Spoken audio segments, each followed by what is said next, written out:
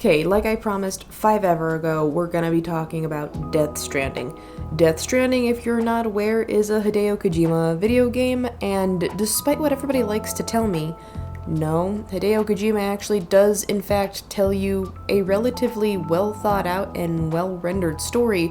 It just happens to be people assume it's cringy, and it's not. I'm here to bust your bubble. Death Stranding, for all of its weirdness, right, is actually a really good video game.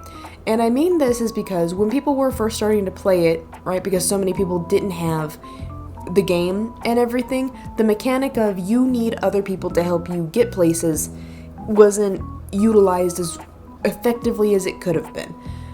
And I played it, right, only about the beginning of this year. So I was really super duper late to the game. And I'm gonna let you know right now, having other people who had already come before me and laid down some of the groundwork for stuff I needed to do was actually really powerful, because things that other people, right, when they were doing their playthroughs, had a tough time getting through, I didn't. I legitimately was like, oh, okay, I have exactly one of these, but other people have put this down before me. Case in point, I was trying to get somewhere and I need a ladder to get up, and I was like, I don't know how I'm gonna get up this sheer cliff face without, like, going back and getting more ladder. And then I found other stuff that had been left by other players on the completely wrong side of the mountain, by the way. I'm really glad that other people also were super lost like me. And I was able to put up my ladder and get the last little bit of the way up, and I left the note of, thank everybody else, I just finished it. Because I didn't know who might be coming after me, but I wanted them to know it's like, I didn't finish this by myself. Other people finished this. I just was the last man on the totem pole that needed it done. So yes, that is definitely a thing. Death Stranding is a game, right? The overall arcing view of this is the world somehow ended, and humanity now is very scattered and distant from each other, and make it a point to avoid each other because the calamity that ended the world is somehow directly correlated to people being together. Not really. And I'm being serious. This game came out right before the actual pandemic hit. So the thought process of humans aren't designed for being alone was actually done by Hideo Kojima first in a game with Mads Mikkelsen and the guy from The Walking Dead. Like, what? What an amazing thing. Also, Guillermo del Toro is in this, and I was like, Hideo Kojima, I one day hope to aspire to be you, because I too would like to get all my infinitely more famous friends to be bullied into a project of mine. That's the goal, right? That's the goal in life. Have really important friends and just be like, hey, do you mind if I borrow you for like 6 to 8 weeks to get this done? Sure you can, Jen. And I bring this up, right, is because the game itself makes it a point to tell you, if you're playing this, right, the solo tough guy act, it's gonna be hard on you. But you actually leaning on other people, other players you've never met to get stuff done, is powerful. It's the reason why crowdfunding is a thing. It's the reason why Kickstarters are a thing. It's the reason why, hey, so-and-so literally doesn't have enough money for this. Do you think maybe all of us could chip in a little bit to get this done? Yes, it's powerful. In the day and age of modern connections, we're connecting with people literally across oceans that are our friends that we've never actually for realsies met, but are still like, no, they're my friend. We talk, well, not every day, enough that we're still friends. It's a thing, right? Human beings are, for all intents and purposes, they're pack animals. And it's the reason why we pack bond to our pets. It's the reason why we pack bond to fictional characters. Because if it's human enough that we personally feel that it deserves our time and attention, we do make it a point to make a point of being there. It's really telling when, well, what happens? What happened to your girlfriend, Dave? Oh man, I yelled at her. And then she just stopped texting and calling me and asking me how my day was. It's really nice. Dave, you absolute thought waffle.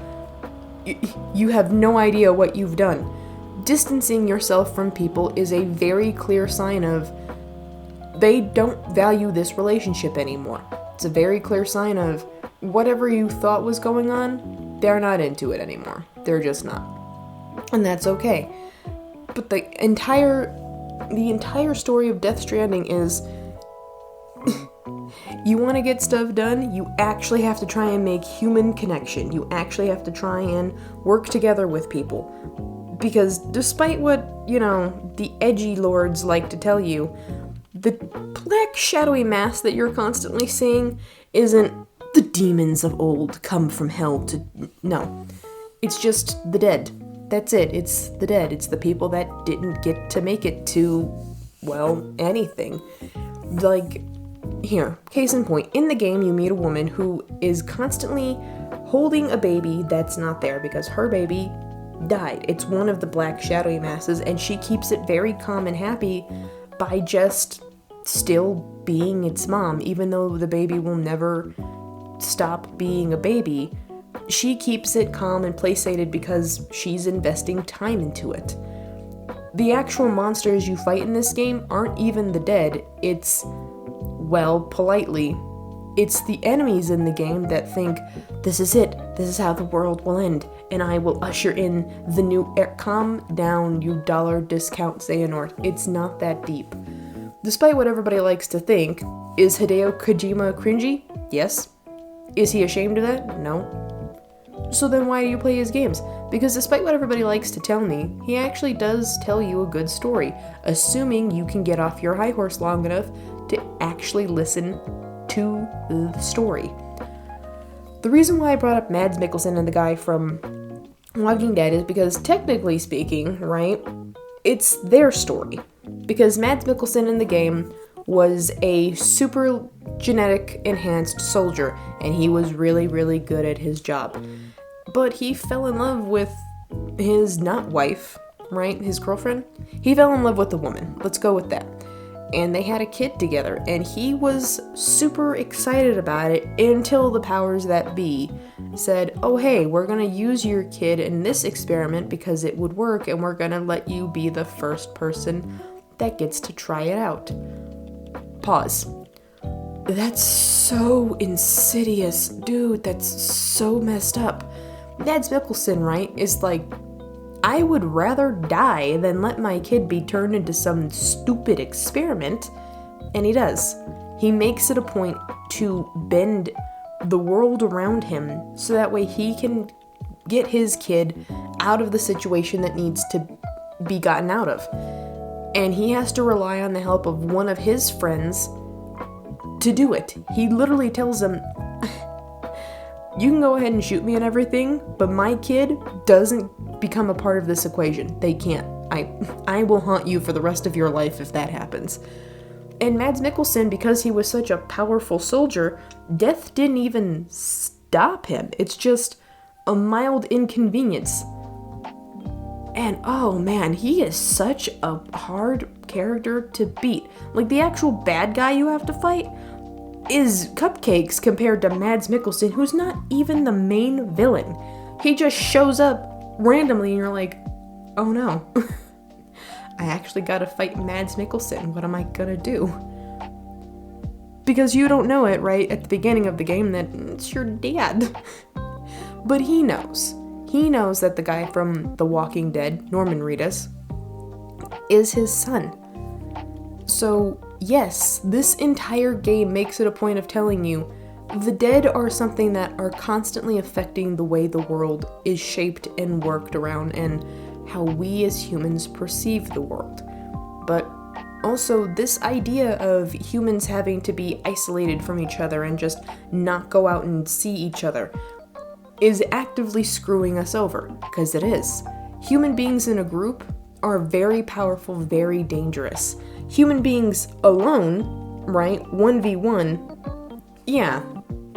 If it's 1v1, maybe one human is much more dangerous than the other, but one human versus an entire mob of people, you're not going to win that fight against the mob. Even if they are weaker than you, you'll get out of steam because, well, there's only one person, and one person cannot shape how the world is affected.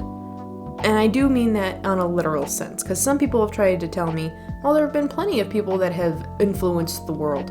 No, their ideals have influenced the world.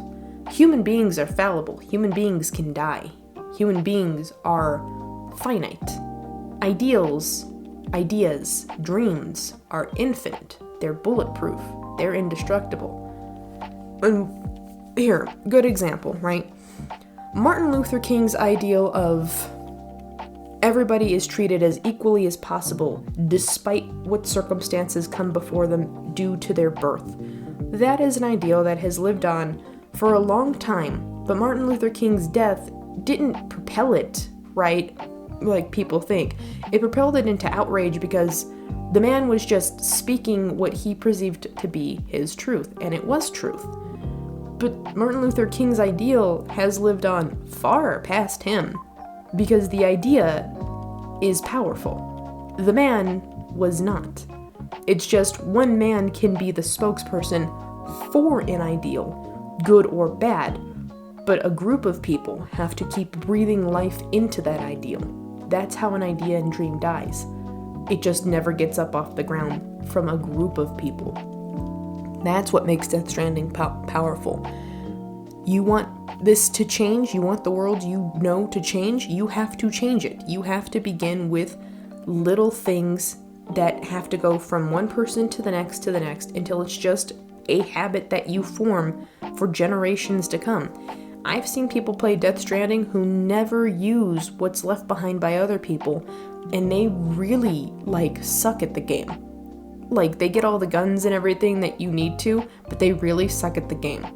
Whereas I've seen other people who point blank are actually really, really bad at the game. And they actually do better is because, oh hey, somebody left this here. Thank you, anonymous person who left this for me. I'm really grateful for you. Because being allowed to ask for help doesn't mean you're weak. Being allowed to ask for help means you're actually really smart. You're really strong, because only a stupid, weak man would assume that he is all-powerful. The strong man is the one who realizes many hands make less work. And telling the people who actually help you, oh man, thanks a bunch, super nice of you, does better. It does. And I do mean that in a sincere way. It's very nice. It's very uplifting. So, Death Stranding, right? As a game, man, they have made such fire music videos from it. But Death Stranding as a whole, despite it being a Hideo Kojima game, does make sense. And it is a well thought out and well written kind of a, you guys need to think about this kind of a game. So, in defense of it, right, you guys are actually cringy because you think that the man who made it is just, you wanted it to make sense. It does make sense. You just have to play it enough that you actually understand the overarching plotline that is being presented to you. That's it. That's all my thoughts. Big shout out to the patrons, big shout out to the subscribers. Thank you so much for stopping by, and please give a like, share, and subscribe because YouTube hates creators. And also, big shout out to the editor, because Lord knows I wouldn't be able to do this without them. Bye!